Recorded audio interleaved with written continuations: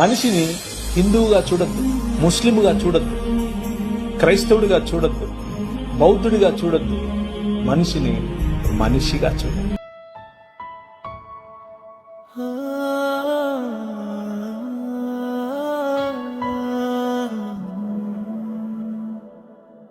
నా చేతులు కట్టివేసినా నా ప్రార్థనను ఆపలేరు, నా పెదవులు మూయించినా నా హృదయం నిన్నే పాడుతుంది. ఈ లోకం నన్ను తీర్పు చేసినా నీవు నన్ను నీ బిడ్డని పిలిచావు. అందరూ నన్ను విడిచిపోయినా నీ ప్రేమ మాత్రం నన్ను విడువలేదు. యేసయ్యా, నా చివరి శ్వాసలో కూడా నీ నామమే ఉంటుంది. నా కళ్ళలో చివరి కన్నీరు వచ్చిన నీ ముఖమే కనిపిస్తుంది. నా రక్తం నేలపై పడినప్పుడు అది ఓటమి కాదు ప్రభువా, అది ప్రేమకు నేను పెట్టిన చివరి సంతకం.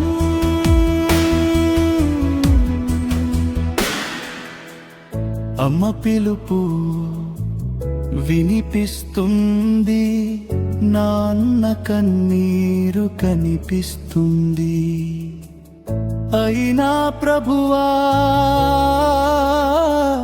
నిన్ను విడిచే శక్తి నాలో లేదు. నా స్నేహితులు దూరమైనా, నా జీవితం ముగిసినా, నీ సిలువ వద్ద పొందిన ప్రేమను ఎలా నేను మరచిపోగలనా?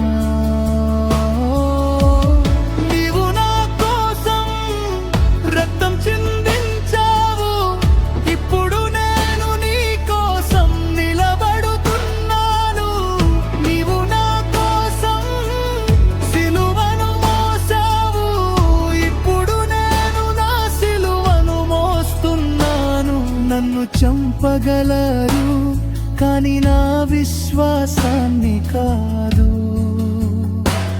నా శరీరాన్ని తీసుకోగలరు కానీ నా రక్షకుడిని కాదు. యేసయ్యా, మరణం నా తలుపు తట్టినప్పుడు భయంతో కాదు, నీ ప్రేమతో నేను దాన్ని తెరుస్తాను.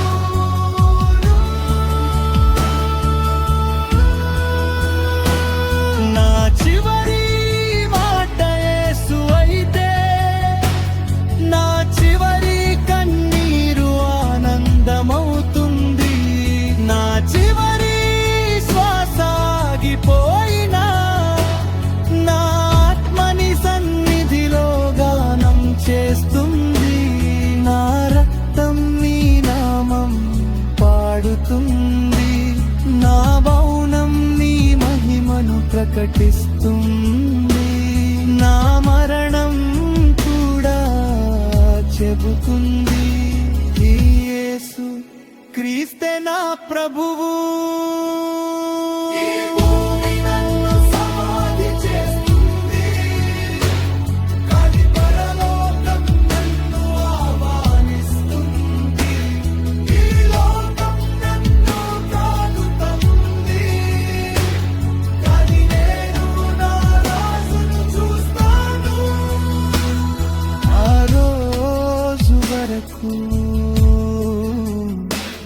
నా చివరి శ్వాస వరకు నీ కోసమే జీవిస్తాను ప్రభువా.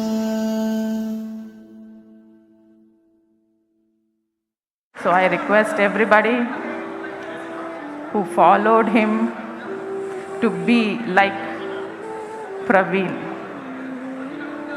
He was a humble and generous man. He was not a person who takes revenge. He forgives everybody. We are here to forgive everybody because of. And I again thank you everybody here who's seeing and also on YouTube and all over the world, praying for me and my family and request to be like Praveen. Lakhs of Praveen. Thank you.